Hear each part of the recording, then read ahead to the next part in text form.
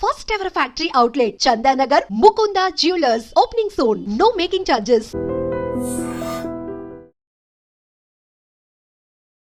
Hi hello నమస్తే welcome back to iDream Media. ఈరోజు మనతో ఉన్నారు సర్టిఫైడ్ ఫైనాన్షియల్ ప్లానర్ అయిన మాధవరెడ్డి గారు. ఒకసారి మార్కెట్ అనాలిసిస్, మార్కెట్ అప్డేట్స్ ఏంటో చూద్దాం.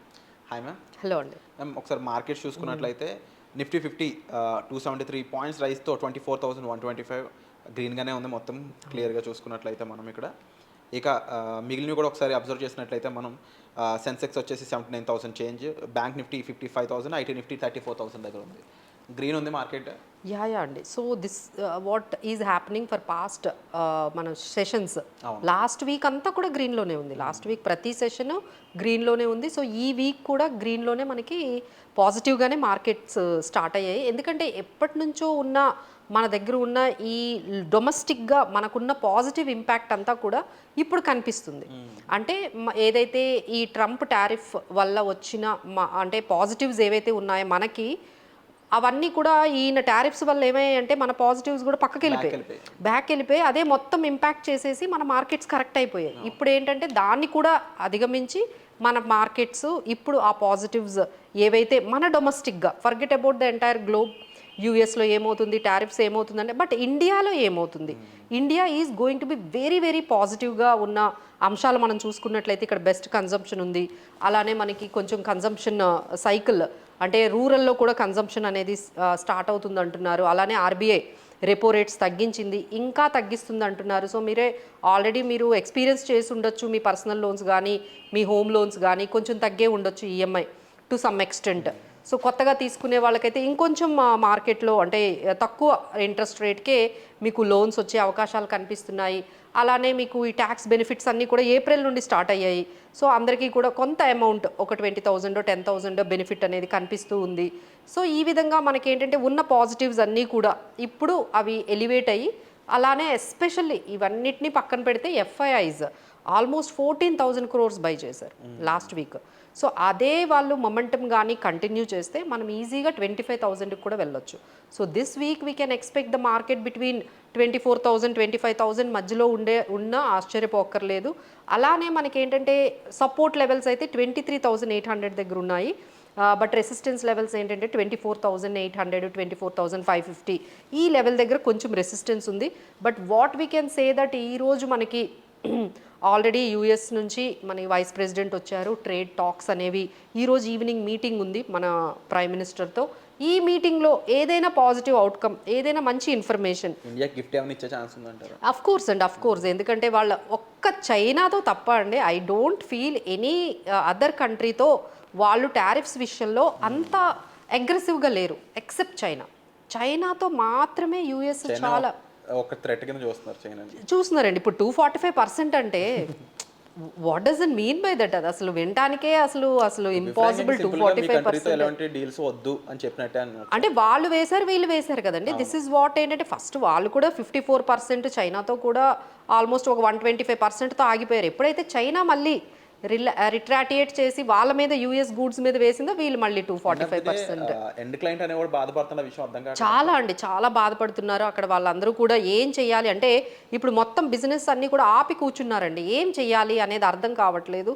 ఈ ముందుకి ఏ ఇంపాక్ట్ అవుతుంది, గూడ్స్ తీసుకుందామా తీసుకోవద్దా, మెటీరియల్స్ తీసుకుందామా, ఏం చేద్దామా అనే దాని గురించి అయితే అందరూ కూడా కొంచెం వర్రీ అయితే అవుతున్నారు, especially US side and China. కొన్ని న్యూస్ పేపర్స్ హిందూ కానీ క్రానికల్ కానీ రాస్తున్నవి ఏంటి అంటే, this is the right time, right opportunity for Indian business people definitely to collaborate with American companies అని చెప్పి. అవును ఎందుకంటే ఇప్పుడు వాళ్ళు చైనాతో ఎప్పుడైతే అంత ట్రేడ్ వార్లో డైరెక్ట్ అయిపోయారో, ఇక మిగతా కంట్రీస్తో ఎలా అయినా they have to have some cordial relationships మిగతా కంట్రీస్తో.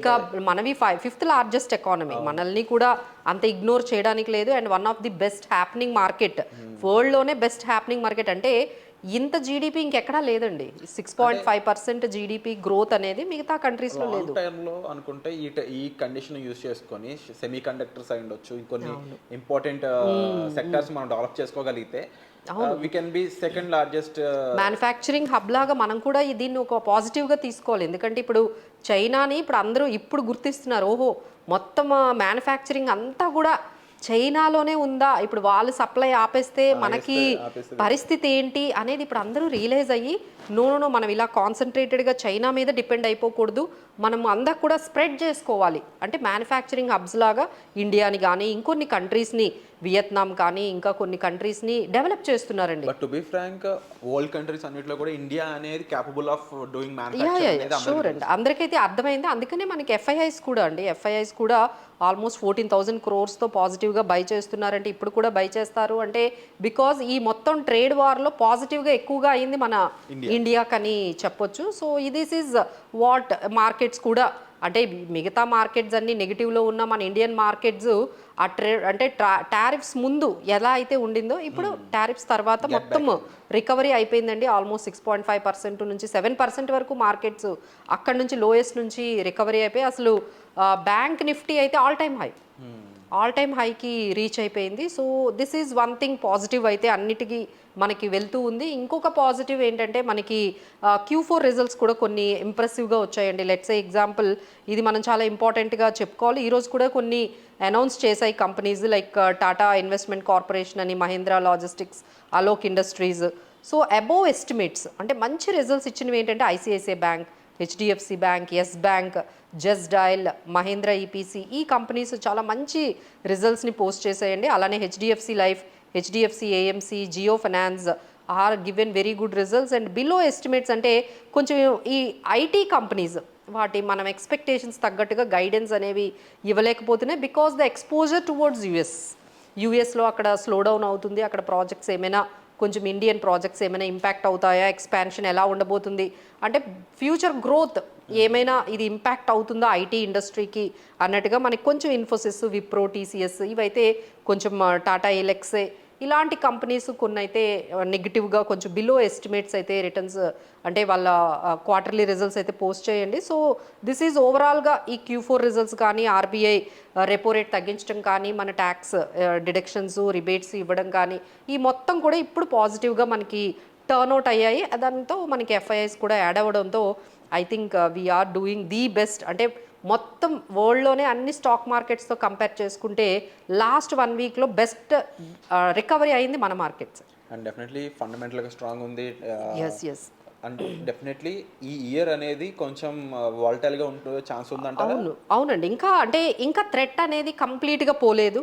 అంటే మనము టాప్ అంటే నిఫ్టీ హైయెస్ట్ పీక్ అంటే 26,277, ఇంకా మనం ఇప్పుడు 24,500 ఈ రేంజ్లో ఉన్నాము. సో ఈ మంత్ మేబీ 25,000 ఇలా కానీ రీచ్ అయినట్లయితే so we cannot expect V shape recovery. అంటే ఒకేసారి మనకి టాప్కి వెళ్ళలేమండి, బట్ అంటే బట్ ఏంటంటే స్టెప్ బై స్టెప్ మనము అక్కడికైతే ఇన్ ఫ్యూచర్లో మనం వెళ్ళొచ్చు. సో అలానే రీటైలర్ పార్టిసిపేషన్ కూడా కొంచెం పెరుగుతూ ఉంటే definitely we can see that ఈ ఇయర్ ఎట్లా లేదన్నా మనం మళ్ళీ ఆల్ టైమ్ హై ఏదైతే 25,000-26,000 మధ్యలో అయినా క్లోజ్ అయితే then we can recover all our losses what we had in this year.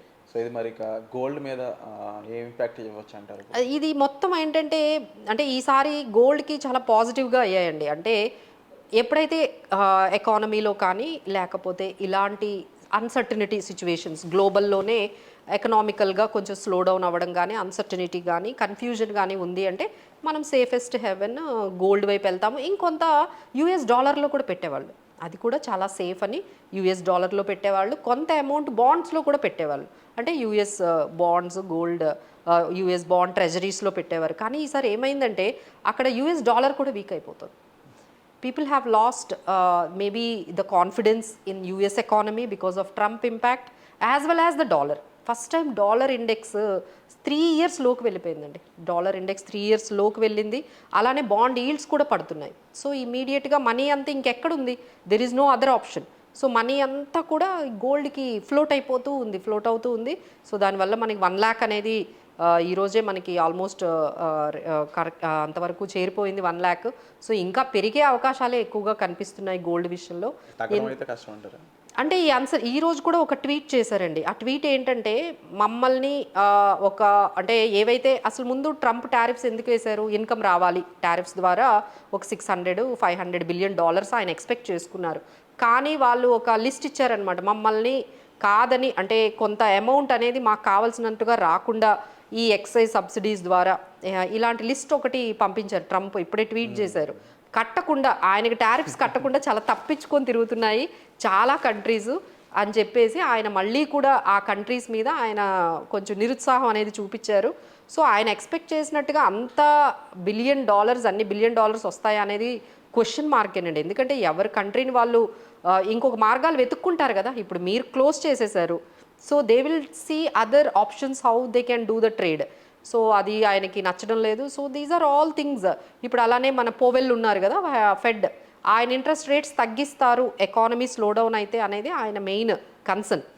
ఈ ఇంట్రెస్ట్ రేట్స్ ఆయన తగ్గించట్లేదు. సో ఆయన కూడా తీసేశారు అనుకోండి, ఫెడ్ రేట్ కట్ చెయ్యట్లేదని ఫెడ్ చైర్మన్నే ఆయన తీశారనుకోండి, గోల్డ్ ఇంకా పెరుగుతుంది.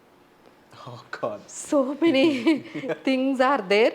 సో ఇలాంటివి ఏమైనా ఇలాంటి డెసిషన్స్ కానీ ట్రంప్ కానీ తీసుకుంటే గోల్డ్ ఇంకా పెరుగుతుందండి, ఇంకా పెరుగుతుంది. ఎందుకంటే the more he is creating the rex, అంటే ఒక రకమైన అన్సర్టనిటీని, రిస్క్ని ఆయన క్రియేట్ చేసేస్తూ ఉంటే అందరూ అంటున్నారు ఇదేదో డెమోక్రటిక్ లాగా అసలు లేదు, డిక్టోరియల్ లాగా ఉంది, లేకపోతే రాచరికం లాగా ఆయనే అన్ని చెప్పుకుంటూ చేసుకుంటూ వెళ్ళిపోతున్నారని అంటే కొంతమంది కొన్ని లైక్ గ్రేట్ జర్నల్స్లో రాస్తున్నారు ఏంటి అంటే ద ఫాల్ ఆఫ్ అమెరికా రాస్తున్నారు. అవునండి, అవును. ఆయన అందరికీ ఆయన చెప్తున్నారు, అందరూ కూడా ఆయనకి కొంచెం జాగ్రత్తగా డెసిషన్స్ తీసుకోండి, అడ్మినిస్ట్రేషన్ పాలసీస్. ఆయన ఎవరు వింటున్నారు? ఆ మాట ఎవరు వింటలేదు కదా. So not listening.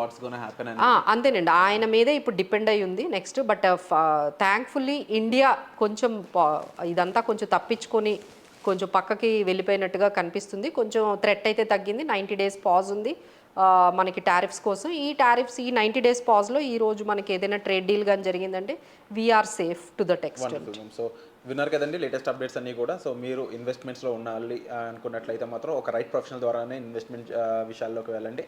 అండ్ ఇవన్నీ కూడా సబ్జెక్ట్ టు మార్కెట్ రిస్క్ కాబట్టి professional can help you handle better అని చెప్పొచ్చు. కాబట్టి మీరు తప్పకుండా ఒక ప్రొఫెషనల్ ద్వారా అయితే ఇన్వెస్ట్మెంట్స్లోకి వెళ్ళొచ్చు. అలాగే వచ్చే ఎపిసోడ్లో మళ్ళీ కలుద్దామండి. Thank you so much.